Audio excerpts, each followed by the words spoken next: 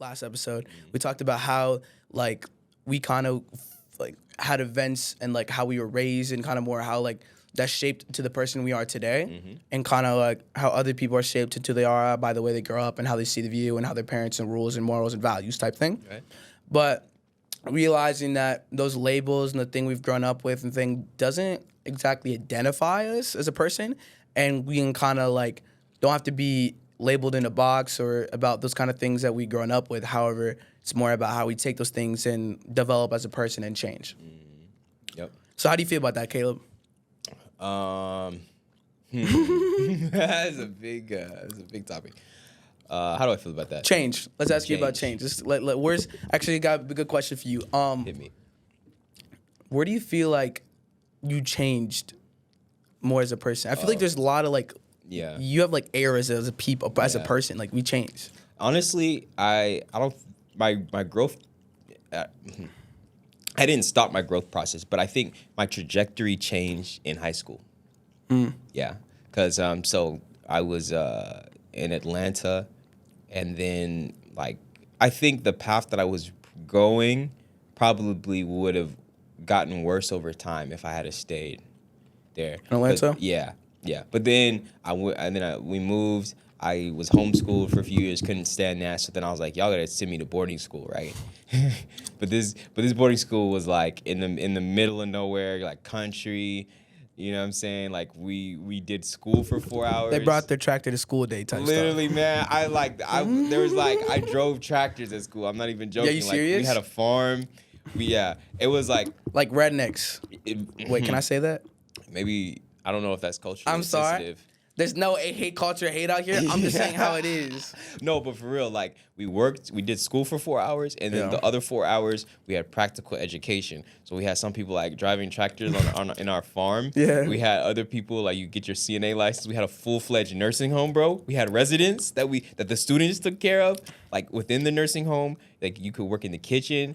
And honestly, so I was talking to a friend the other day, and literally, like the students ran a lot of those departments. Bro. Literally, yeah. Yeah, it was kind of crazy. Like we had students. Also, we didn't have normal heat. We got most of our heat from a converted boiler from a steamboat. Bro was living in the 1800s. From a steamboat, brother. I'm not even joking. So at 4 a.m. you had students that they'd pay. Like if you were 18, all the boys they wanted to get paid, right? So at 4 a.m. they'd wake up. And they like chuck logs that we cut. I'm dead serious, from the forest, or coal that we got delivered. That's crazy. Into the boiler to heat the school. Bro, you're living in like the old times, man. Man, but I think that's where like World War II type stuff, bro. It was crazy. But that's where like I would say some of the deepest growth took place. How? What do you mean by that? Because we were surrounded by nature, and like they took away our cell learned how to phones. make fire. We went camp. We had 2,000 acres. Bro. We had a lake. We went camping, bro. So like because it was such isolation, you had to learn. I think social skills were. So question: Did your parents love you? Like, did they just? Did they just send you out or what, dog? Like, no, man. Yeah, my parents. I made the choice. I was I need to leave because actually where my parents moved, they moved from like city Atlanta to the country Tennessee, right? So like. So you're in a place now. Yeah. That you're like world different. Oh yeah, it was crazy. And you just like started to appreciate more of like the little things. Yeah. So I told them to send me to boarding school because like. It was just me and my parents and my grandparents out in the country, bro. Imagine that. And like in like a hick place, like a very hick, very very hick place, bro. So it's just me being homeschooled out in the woods, right? Yeah. So I'm like, I need interactions with youth. You know what I'm saying? Mm-hmm. So I mean, I still went to a country place, but it was like surrounded with other youth. Like some of them were kind of like they were kind of bad. Some of them. So where did the change come? All right. So the change came. Man, I would say it was gradual, but a lot of it came, I would say, because like the isolation, but also like away from any type of media and stuff. They made us. They did certain things that like promoted, I think, our growth. One of them that they did is like we had a lot of like I guess they called them socials, and so like they obviously like we'd all mingle, but a lot of times like let's say in the cafeteria. to encourage us to be social. Is this where you meet that one girl? That one girl that you said that you like that was like 2 years younger than you, and you were a senior and she's like a sophomore. Yeah. We'll get to that. But no, but like in the cafeteria, they would make us like assigned seats. So they're like, you're one, you're two, you're one, you're two. As we walked in, Bro, this is a prison, bro. Yeah. So every No, time, bro. You're putting fire in a log. You guys have numbers. You're in the middle of nowhere. Bro, you sure it wasn't a prison, bro? You sure you weren't like in a juvie or something? Yo, like your parents didn't even like. Most people would probably think that, but no. But honestly, so like It's like every the best day- experience of my life was in the juvie. Sorry, keep on going. No, every day, brother. Like you would sit with somebody new. Like you didn't have you couldn't Well, just that's cool, choose. actually. So and because like the school is also international, right? So there's people from like El Salvador. One of my best friends at the time was from Switzerland. Like we had people like like some Haitians. We So had some international Jamaicans. prison. That's crazy. I'm dead. So keep going. Bro, so the idea is that every day you would sit beside. It would be a boy, a girl. It would be white, black, Were they Hispanic, good kids? Asian. Were like bad kids? Some of them were bad. Like sent off. Some to, of them were sent off to there. prison. Some of them were sent there. Damn. Others just came, like myself, of their own free will. So that was one of the things. So like socially, it helped me. It expanded my mind very fast, right? Because like You gotta relate. You're talking to everybody. You gotta growing up quick. Yeah, you gotta like you're gonna just sit in You gotta silence mentally deal with like the little portions, like the dry bread, like the this guy's the got lights jokes. out. Yeah, so that was one of so like socially. Also spiritually, I think I just grew phenomenally, bro. Because that's where the first time.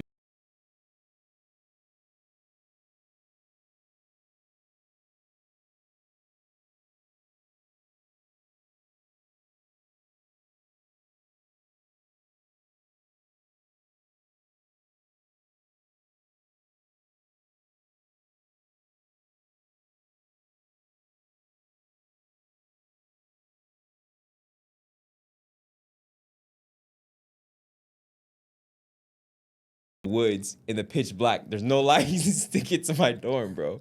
So during that period, Could you not just escape? I mean, yeah, some people tried to run away. Yeah, like that's why I say it was a mixed bag. It was kids who wanted to be there, So- and it was kids who got forced to be there. You understand? I'm not even making a joke. Low key, like this is a prison, bro. Like if you look back on it and you just think about how to explain it. No. Like okay, so Were you a bad kid? I was not. I was a Okay. very good kid. Actually, like if you go back and talk to those people at that school, they give me high. Yeah, because praises. everybody else was sent off to prison. Like you're the only alright kid. Like everybody else is doing bad. Like they sent off the serial killers to the international prison, bro. What's the school called? It's called Laurelbrook. Laurelbrook Prison? Okay. Laurelbrook Academy bro, or what? Laurelbrook Academy, LBA, man. Wow. LBA. Yeah. So LBA was the first experience like you felt like you kind of like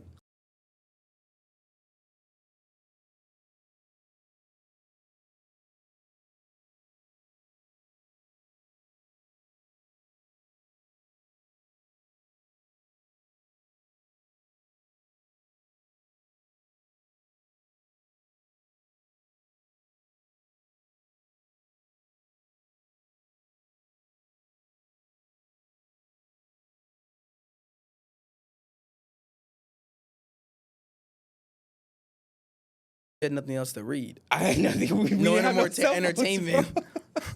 No cell phones, man. So Bro. like, yeah. So spirituality greatly increased for myself. Like I started to really like seek God for myself. I started to really listen, and then through a series of very Did you specific graduate from there? experiences. Yeah.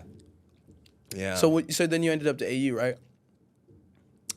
Where did you go to college? No, my bad. Oakwood. Alabama. Yeah, bro. So was that like a whole new world? it was You're like, crazy. oh my God, there's technology. Bro, it was like somebody just injected my veins with zesty. like Yep. sucrose. You know, So many like adrenaline rushes. just so I was like stimuli everywhere. I was like, well, See, this is what I mean. Like, I don't was like crazy. that because I feel like a lot of the time, okay, I'll give you a good example. Even at AA, like they don't let you to have phones and stuff. You know what I mean? But like, I feel like we need to learn how to use and control that now. Because what are you gonna get? You're gonna get a call, and people are gonna go crazy. I mean, but you guys, at AA, you guys still get to use your phones like right after the day though. Yeah, right, yeah, right. yeah. As soon as school's done. But like, for example, for you, technically, yeah. or I'll give you another example. I know people that like their parents are super strict. Yeah. Bro, the minute they go to college, bro, animals out of the cage free, going crazy. That's true. That's very true. They get some are getting pregnant, bro. Some are like doing some stuff that's like like some crazy stuff. So it's like we got to be taught like how to like maintain these kind of things, especially because there's gonna be even more access to a lot of things. And I feel like my parents are not. How do I explain this? They let me do what I want to do, but they don't. Like they don't. A lot of time they don't ask me. Like they'll be like, "Oh, what are you gonna do?" And I'm like, I don't give them enough and like information, and then I just do whatever I do. I'm not saying it's my parents. It's kind of like me. I'm just kind of like a rebellious kid, like low key on the low key. But at the same time, like, but I tell them after. Mr. Backpack in school. Do they talk about me? Do like the staff talk about me? You can't snitch. Like, snitch No, man, we good. He made a pact. Ride or die. Hey. Double A. So, no, man, nobody talks about you in a bad way. why was there a pause? That pause is way too long, bro. No, but back to the main point. Yeah, my though, bad. In terms of like, I do agree. I think students, man, to combat like going off to college or like being free from all parental restraint, and just going like, I'm gonna do whatever. Like I think more healthy spaces, man, during adolescence and like youth, young, like there should be healthy spaces created to talk about like curiosity. And like even for exploration, a good amount of healthy exploration. I'm not saying go off the deep end, but like even just for more discussion. I feel like we don't. I don't know, bro. Here. Let me ask you a question. Like, for me, I don't know how to really teach a kid, because like I think you either have the personality type and the mindset of like someone tells you not to do something, and you understand the consequences, and you're like, yeah, I won't do that. Yeah. And then there's other personality types like more like me that you can tell me to not really do something, but I don't really fully understand it until you try it. Until I somewhat try it myself. Yeah. So I don't know. Like I don't know how it's a better way to teach a kid. Like even if it was my kid and it was like someone like me, I guess the best thing you got to do is just like teach them like in the beginning like the right and wrong, and then just kind of teach them the tools to use them. And after that, you can't really do anything. Like you can be there for them, everything like that. But well, let me ask you though. Did your parents ever really tell you about their own blunders and mistakes? Yeah, they did. My parents are extremely open about everything. If I ask them, they'll tell me what's up. And sometimes they tell me stuff I don't even ask. Like we'll be in a conversation like, Jordy, you want me to tell you something? Like keep this a secret. And then boom, they'll tell me something. And I'm like, damn, that's crazy. Yeah. Yo, my dad was a stripper. I'm kidding. I don't imagine. No, I think there's a healthy mixture of letting a person experiment for themselves, as well as like, yo, you just take my advice. But at the end of the day, I think people are just gonna do as they choose to do. You know what I'm saying? Yeah. So no, I agree. So back to change. Mm-hmm. So you change there. You kind of turn into a kid to a teenager, but a young adult. Yeah, I would say young adult. Honestly. I would say young adult. I would say young adult because remember, you know, we're we're young laboring. Adult. Yeah, we're like we're working, brother. In the fields. I get you. Well, yeah, we were actually working in the fields, you know. And then like Don't cry.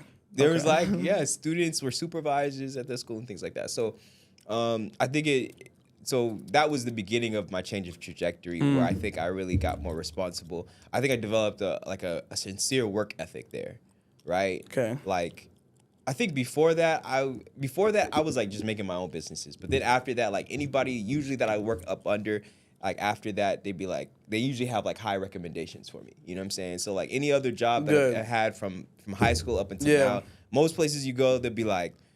Did you feel like you grew up quick though? I do. Do you regret that at all or no? No. I think like it was a healthy way to grow up fast. You know, like some people are forced to.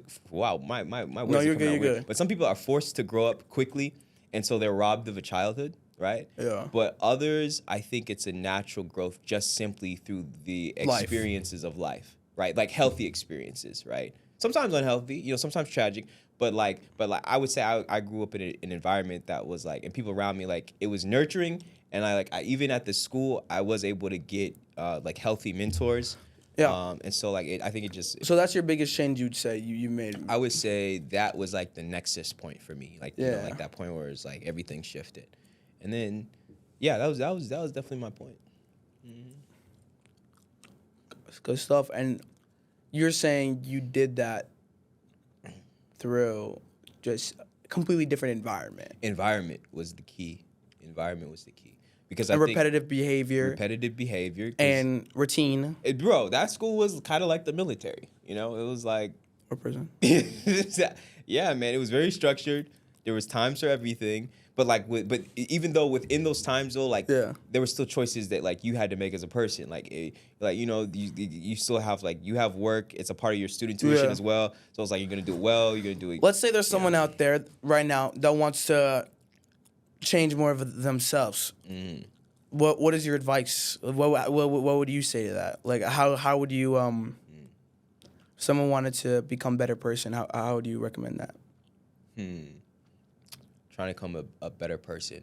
Honestly, I would say foremost, man, it's really connection to God. Like honestly, I think like that was above everything else. That was like when I really started to listen to God's voice. That's when things started to really, I think. I think better me. also on top of that is not only like God, but figuring out why you want God. Yeah. Because a lot of time people they're just like, oh, it's God's the right thing. We should follow Him, Yeah. and they've been growing up in a church and everything environment. That's just what they've been like. It's what you should do. Yeah, and I think this is the thing that I found. Like, somebody who's trying to be better, I feel like, yeah, like you're saying like why you want to have connection to God, but I feel like, I think that God is put in a box too much though. Like, Elaborate. I think like people oftentimes think that God is only for just like to make you feel good or like to be with exactly. you in hard times. Yeah. Or like maybe to help you be like a happier, joyful person or like maybe be kinder.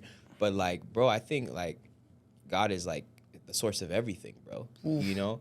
And I feel like sometimes it's easy to forget that, you know? And for example, like through this process from high school, I think what I found out is I started to look at God as not just as a person to go through specific things that I need, but like go to as a person who was like interested in everything that I desired and interested in all of my affairs. You know what I'm saying? Almost as just like a regular person. You know what I'm saying? Yeah. Right? So my point is like I think God is the key in linking up with Him because through Him like you have access. But by you knowing that, yes, that's your why. Yeah. You know what I mean? That's your why you want to seek after and be with Him. I think a lot of people need to figure out what's their why. Because if not, you're just kind of like going through the motions in some way. Yeah. Even though you're meaningful with it, it's not 100% meaningful. I started figuring out, like, okay, why, right? Like, why do I want to have a relationship with God? Like, why? And because for me, I strayed really far away from God and like Seventh-day Adventism. Like at a point, it was like this summer and like this mainly this summer and like the beginning of the school year, I was really like kind of like far and like slowly I'm kind of like getting a better relationship with like Jesus and Trinity and everything. I don't actually, another thing is I don't even know what to say when I'm talking about God or Jesus. Like, should I be saying God, Jesus? Like, which name should I be saying? Or should I just say Trinity? Like, to me, like, it's so confusing sometimes. Like, even having a conversation with them, be like, yeah, God. Because to me, like, God and Jesus are two completely different people, even though they're the same person. Like, I think it's more of a Trinity because, like, I can go more in depth with it, but I had a lot of, like, hate and, like, anger toward God. But Jesus, I always loved Jesus and I always related to Jesus. And then I figured out my relate and hate to Jesus, God, and I figured out more. And we can talk about it another time. But what I was gonna say is, yeah, it's why. And to me, in the end of the day, I looked around, and I always believed, even though I was so far from God, I always believed in spirituality. I always believed in the fact that like the world works in harmony, even though it doesn't. It does. It's weird, like the yin and yang. You know what I mean? So I always kind of like believed in that and nature, and I was like, bro, everything around you, there has to be some higher power to create. You know, that's the first step. Second step, it started me realize more. Okay, just like let me like realize that, and then I figured out I always liked Jesus, right? And I always realized Jesus is true. If you look at any other religion too, like Buddhism, what's it called, Muslim, anything others, I started looking a little in there, started understanding, and like they all mention Jesus. Not all of them, but the majority of them mention Jesus. Even history mentioned Jesus, and they don't mention him as a bad person. They all mention him as like a good prophet, if anything, a good guy on earth. That, and not only do you read the Bible and you hear the things he says, and not only that, but other religions, he says stuff with such confidence. And so a person's like, how could he even say that? So I realized that I may not want to be anything with anything besides Jesus. I realized that if Jesus was such a great person on the earth, I want to be more like him. Right, and that's what I started to discover, and I started covering Jesus more. And bro, as learning to be more like Jesus and understanding him, I understood his father, or by the byproduct. I understand how he worked, and then I started discovering God a little more. And still, right now, I'm not really tight with that as much, even though I still understand I want to be a good Christian, and that's what I'm focused on at the moment. But I'm still figuring that out. But I figured why, and I think that's the key thing for a lot of people. I feel like a lot of people are just doing the actions. That's what they were raised in and what they do. And everybody's why is different. I think everybody's why could be different. But yeah, that's like the why for me. Yeah. You know, just like you have found your why, but like, yeah, man, I think like getting Actually, excuse me. I think this podcast name, because we kind of went a little bit everywhere. Yeah. But I think this podcast name should be Why. I like that. What's the why? What's your why? Okay, and I love that Because we can go that in so many different areas. We could go so many ways for that. But yeah, for like being a better person. I think like, dude, man, there's so many ways to get this to go. I have so many things in my head. Yeah. It's don't be a blind sheep.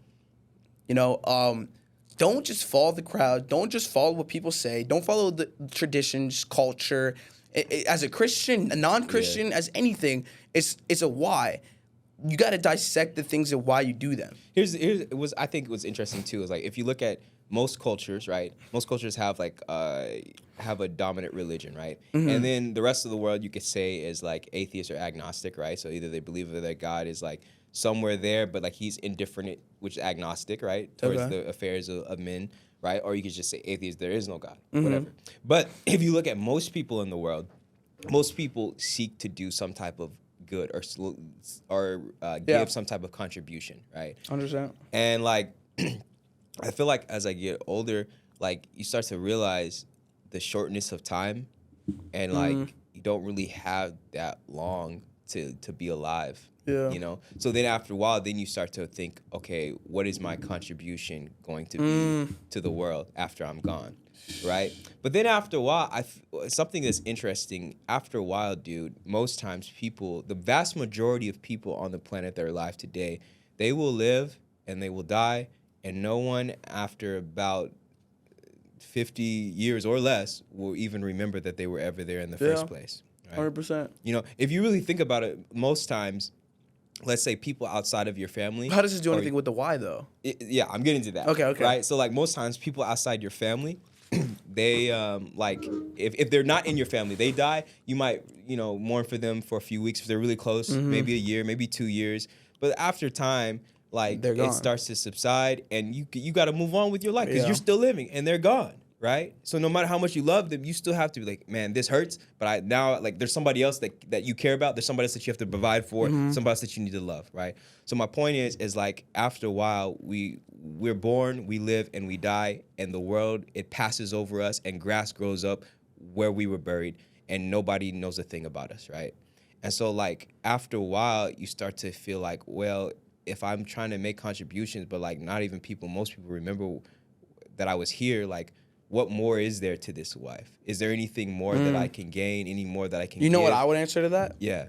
I mean, I want to hear yours. Yeah, and so my conclusion is like, I think my why is like, bro, like, I feel like I gotta invest in something that's like bulletproof, that won't deteriorate even with passing of time. And I feel like there has to be the only solution that I've come up is with investing in God, right? And like, so that's your why. Want to stay on the earth? What's the question there? Why what? My why for like trying to live, bro. My why live? Yeah, my why is like because God is the only thing that I found is that stands the test of time. Like it's outside of time, right? And so like linking up with God, bro, anything that I deposit, it can. So if you didn't believe in Christianity, I understand what you're saying. I understand the why with God and everything. If you weren't Christian, what would be your why? I don't think I would have a substantial one. Okay. I think I was young. I was a young kid, and I don't know why. I think I don't know. My brain just worked quick. Okay, I know this may seem a little like conceited, but I already kind of talked about this a little in other podcasts. But I think I've been given gifts in like mindset wise and like dissecting things and analyzation. But I was a young kid and I asked my dad. I was like, I even shouldn't be thinking about this. I was like thinking about everything. I was like, what's the point of like living? We live and then we die. I was like, why am I here?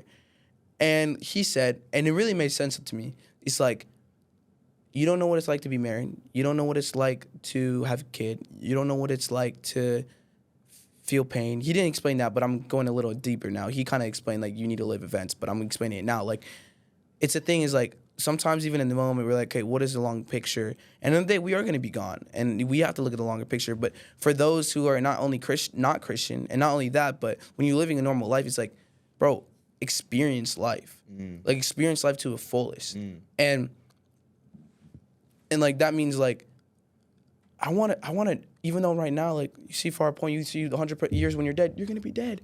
But I want to know what it is like to have a marriage, you know? I want to know what it's like to have a kid. I want to know what it's like to jump off a cliff with a parachute, you know what I mean? It's like you only live once. Those experiences, like, those moments, those little moments is what life is, you know? And even right now, like, the little moments of right now is like, I've been learning to appreciate the little moments, because I always wanted to grow up fast. So I always was like, bro, I can't wait till I'm 20 and my 30. And now I'm realizing, like, those times, think about it.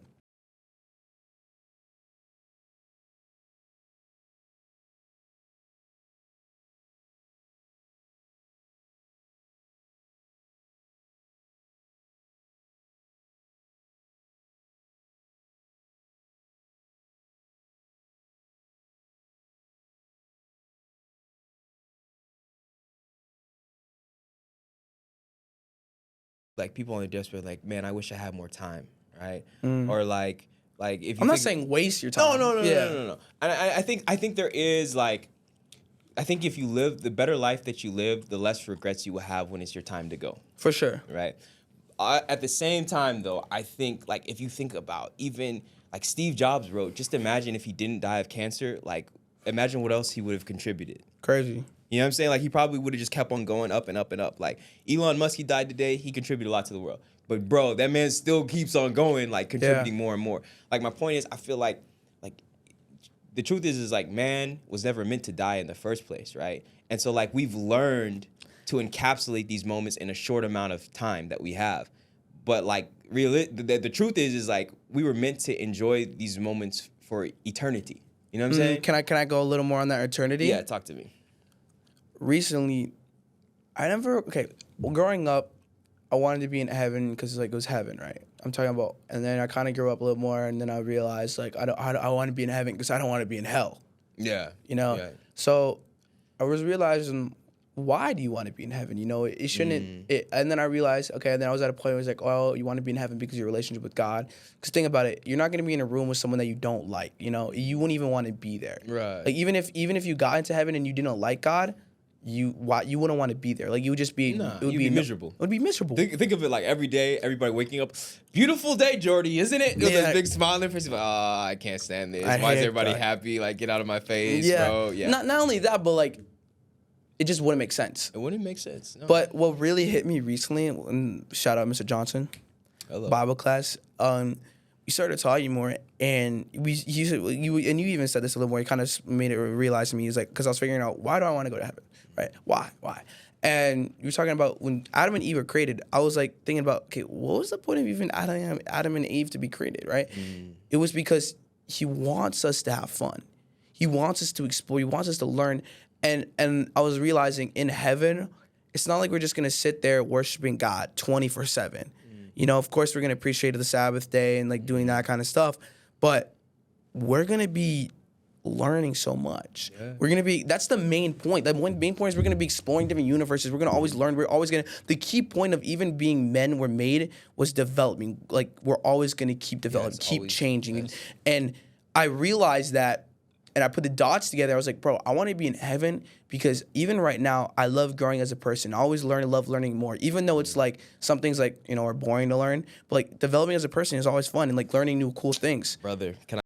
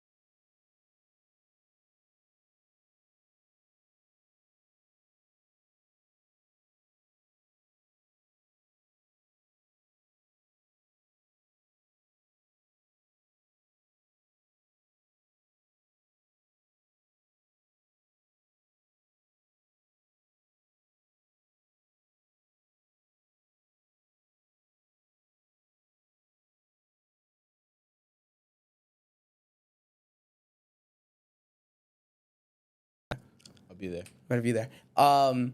And one thing is, think about, okay, in heaven there's gonna be colors we can't even imagine. Yeah.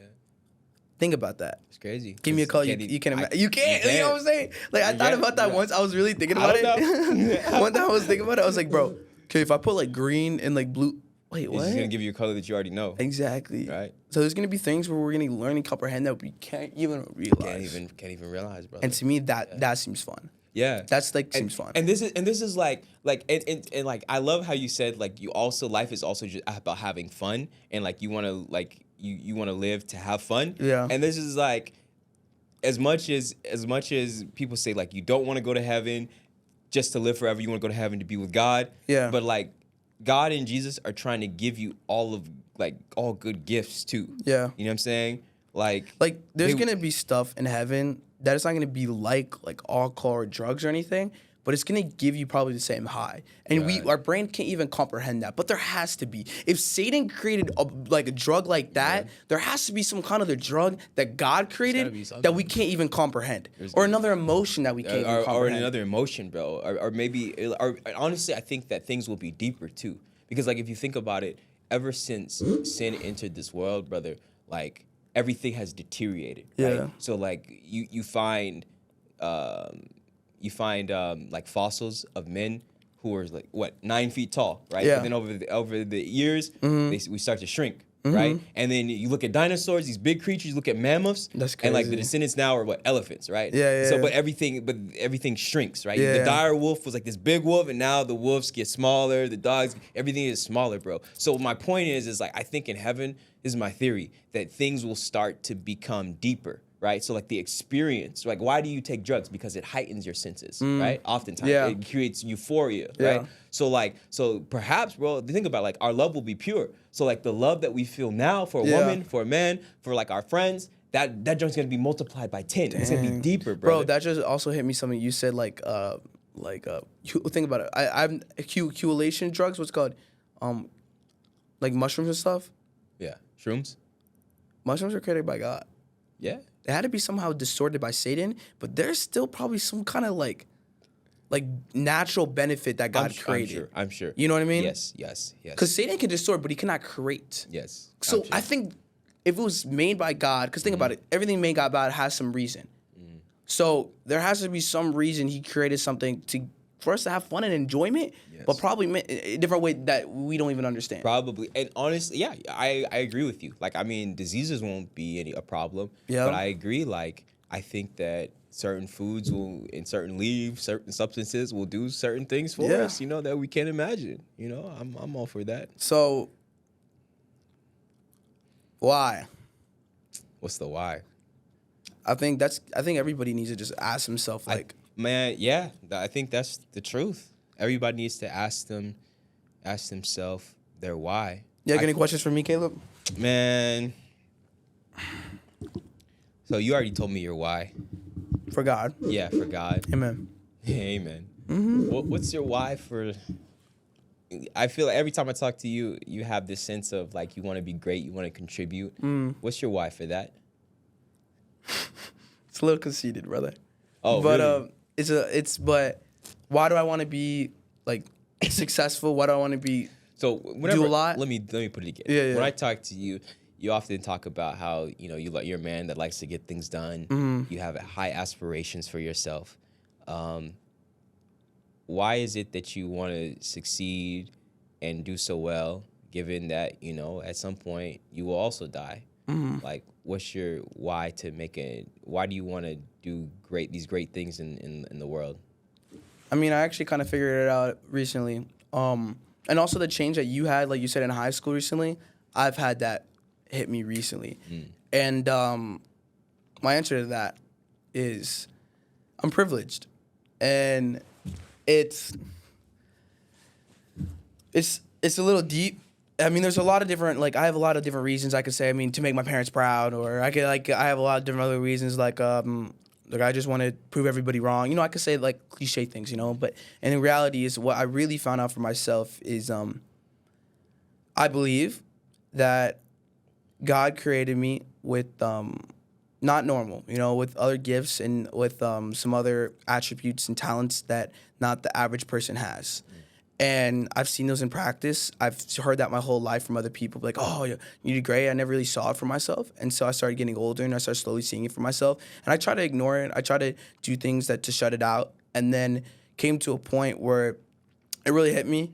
And things happened. And not only that, but also financially, I'm so stable in a family that I love, that are always going to help me there financially. Not only that, but I'm also have a family and that has seen my talents, has mentored those talents, has mentored me as a person, and has just grown me. And I've lived in such a healthy, amazing household. Of course, there's some problems. Did it just sound weird, or is that just me? No, we're good. My ear probably just shot out or something. Yeah. But growing up in a household and stuff that was, every household has problems, I was saying, but a household that saw those gifts and shine them, iron them, polish them in a way where I came to a point where I realized I do have these gifts and I do have this and I'm privileged to be my position I am. Other people wish they could be the person I am. Sounds conceited, but I look like I have multiple other attributes about myself. And it's not like I'm talented in one or two aspects. I'm very broad. I can relate, can do other things, and that's not really that common. And I realized that if I have all these abilities, I shouldn't be putting them to waste. I shouldn't just be sitting doing nothing. Come to a point where if I'm this type of person that God made me be, I have to do something great in life. It's my due diligence. That's my due diligence. Yeah, I like that, brother. I don't think you should ever shine less dim. I don't think you should ever shine dimly because other lights around you are also dim, right? Yeah. But if your light is greater, you should shine to the fullest extent, because if it's all in the same room, it's going to light up the room even more, right? Yeah. So your light combined with those dimmer lights is just going to light up the room that you're in even more. And I've been given that responsibility when I was a lot. A lot of the time they're like I would get attacked in school or something. I never even understood it. Now I'm like realizing more as I get older that teachers would get mad at me, and I'm like, she did exactly the same thing. They're like, well, they say you do it, they're gonna do it. I'm like, that just makes sense. Like, you know what I mean? Yeah. Or like things with my like dad. Like my dad would always like kind of like get on me more than my other brothers about some things, and then I'd be like, why are you talking to me about this? It's not fair. And he's like, well, you can take it. Like, you can understand it. You can build from it. It's just going to, like, tear down their person. Like, they're going to feel attacked, you know? I don't know if it's how I was raised or the mental mindset, but I don't think it's, like, me. I don't think it's, like, me. I just think a lot of it's God. You know what I mean? A lot of it's just, like, I don't know how to explain it. It's not like I did something. It's not like I took a pill. It's not like it's just a God-given thing, and if God did this to me, if God wants me to do something, then I need to use his talents and not just let him to waste. Because I know somewhere in the Bible it says if you don't use his talents, they'll go away. They'll go to waste. So yeah, with the proverbs of the guy who gave 2 talents to one, 5 to another, and 1 to another guy. Yeah. Right, and he said like the guy that only had 1, he's like, I just hit it. He's like, oh, give that back to me. You know what I'm saying? Yeah. So that's my why. Yeah. And I think everybody has things. That's my foot. I have a messed up foot. But everybody has things they're good at, you know? And number one, you can always get better at other things. But I think there's some natural abilities and natural talents that people are given, period. And I think once you realize that more, use those for God, and not only for God, but like to succeed as a person. You know, I think a lot of the time, like I think that's why everybody needs to create their why. Also, there's multiple whys, but whys and God. I was gonna say, I forgot what I was gonna say, but always use your talents. I forgot, Frank. I forgot what I was gonna say, Caleb. Hey, well, I think I like that. So what you're saying, I think, based off listening to you, you're saying that you feel like God has gifted you with amazing abilities, and you feel like it would be a shame to let those go to waste in the world. Yeah. Right? You feel like you can make the world better. Yeah, I was just gonna end up with everybody else like has those talents at different things too, and doesn't mean you can't do the same thing. I don't think I'm like better. I mean, like I just think, how do I explain this? Like it's not like I think I'm him. You know what I mean? Yeah. I think I just have some talents and gifts that other people are not given, but doesn't mean that my worth is mean anymore. I think. Yeah, You know what absolutely. I mean? I don't. It's hard for me because I feel like I am special, but I don't know how to come off with that with like the humbleness. And I try to. I really do, because I don't like try to come off type of way. I don't try to do that because I don't think you ever have to try to like fit within that framework of like trying to be so humble that you deny your uniqueness or how special you are. Bro, I think I found more. It's hard to do that in high school. Because so many people are insecure about themselves, and so many people don't know about themselves. And here's the thing. Well, let me let you know something, which I feel like you already know. That insecurity never really stops if you don't learn throughout life how to let go of that and realize how unique and wonderfully you've been created. You know, because like what I have found is that people of all age groups, even you get out of here in college, it's the same thing. You'll find people insecure, but you also find people who embrace who they are. You know. And then you get older, and I listen to my parents tell me about what happened with so-and-so. You know what I'm saying? And it never really stops.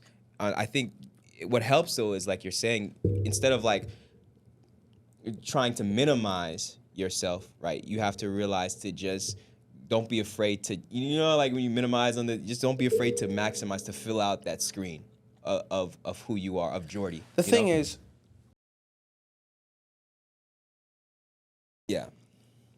But how do I surround myself around people?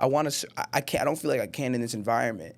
I think can I interject? Go. You knew what I'm gonna say. Yeah. The first step into that is to realize that you do no one a service by minimizing who you have been created to be, right? And the moment that you realize that and you act on being the best version of you and not being apologizing for that, right? And not being like, oh, sorry, or like, oh, let me, hide from that. Then you automatically oftentimes will attract people who have that mindset. Sometimes you also attract people who like just want it in the hype. But I think throughout time you'll be able to tell who's who. You know what I'm saying? I think that because people who are also wanting to do their best and contribute and to shine brightly, they're not going to be bothered by your success, right? Because they're going to be But I operating. just want to find more people like that, you know? I definitely get that with you, Caleb. I appreciate that. But I don't, and I maybe it's a maturity thing, you know what I mean? But it's like there's things I want to do. There's some things I want to do, but I know that if I do it, it's just gonna be hated on. And here's the thing, brother. If you think about it, most people, the higher, the more altitude you gain, the greater will be the fall, or the greater that people seek that. And oftentimes, right, like, there's not that many people up there in that stratosphere either, right? So like look at people like Elon Musk. He's still criticized for what he does, but yet at the same time, on the other hand, he's extremely praised for what he does, right? Like, look at any successful person. They're extremely criticized, but they're also greatly beloved, right? Yeah. And honestly, usually there's only a few people up there with them in that stratosphere anyway who can even understand that, right? And like, I think oftentimes what that happens is there'll be a few people up there, you know, happy for you, and then there'll be others that are watching that are still cheering you on. But the vast majority, it'll be here or there, right? But you can't worry about that because like your thing is to bless the world, right? Yeah. Right. So like, I mean, if somebody, I don't know, who's somebody in history that like, if Martin Luther King was afraid to say that he had a dream to the world, bro, we wouldn't be at this school right now, brother. We'd be across the across the tracks, brother. You know what I'm saying? I do know what you're saying. Right? So like, if people are afraid to speak and to shine that light, like think about it, man. Think about it. Like Jeremiah, he's like, man, he's like in Jeremiah 1 it says like, yo, I've chosen you before you were in your mother's womb. I chose you. And like, remember when Esther was gonna go in? Like, when we get biblical, when Esther was about to go in before the king, her uncle was like, yo, maybe God chose you for such a time to deliver our people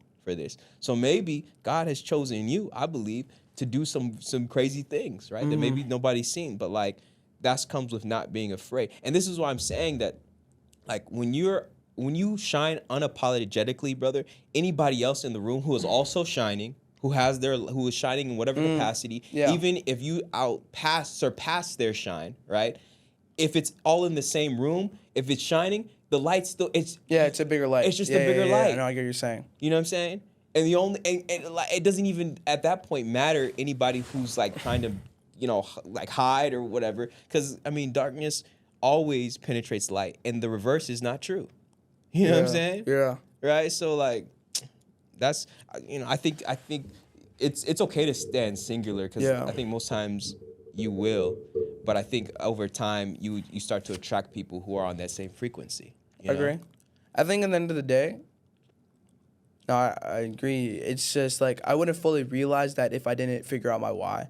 Yeah. But I think why, like I said, like we kind of figured out a little more, like talked a little about like your why, and talked about like why you kind of grew up and like your scenario and everything like that, and your high school, and kind of like your why, and figuring out like kind of like talked about a little more like why my why and where we're at, you know.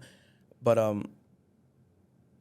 and I guess like it's not always like the big life questions why. Yeah. I mean, a lot of time it could be like the little things too, like the little things like I'm gonna give you an example. I struggle with discipline, you know, and I'm like a lot of time I was like, why do I want discipline? I came to a point because I want discipline. Like, not why do I want discipline? It was there's decisions that I would make, and it'd be okay. Like, do I want to do what I need to do, or what I not do? And I'd be like, I want to do what I usually like just want to do and not supposed to do. But I decide, okay, I need to keep doing what I don't want to do. That's good for me, not what I don't want to do.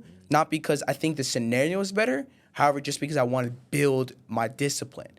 So that's where I figured I was, okay, why am I doing this? Why? Okay, why is because I want to work on my discipline, become better and stronger. Because I don't want to come to a point where I'm so weak that I procrastinate, I do all these kind of things. I need to become disciplined. So those little things in life, just your why, I think are so key. Not even a lifeline, just little, like working out, or even your friends, like, why do I like this person? Why am I in this conversation? What's the point of this conversation? And figuring out, okay, sometimes it can be the simplest things. Oh, why? Because I love this person. I just want to hang out with them. Okay, understand that. I think just being self-aware and conscious with yourself and understanding your own why is key. Yeah. Got to figure out that why. Gotta figure out that why. Thank you for joining us.